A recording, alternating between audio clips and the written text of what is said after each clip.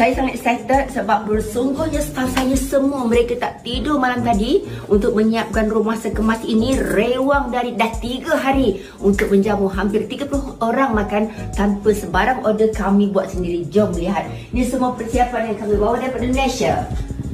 Ready to cook, ready to eat, ready to sambal kacang and my nasi impit.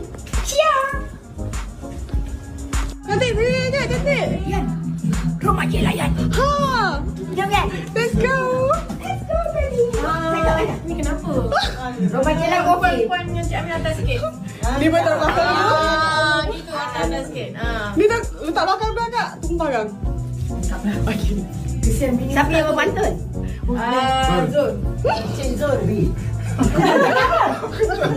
Tadi pantun kau kan ada. Tadi tu apa? Kaki dia tu. Saya tak pantun.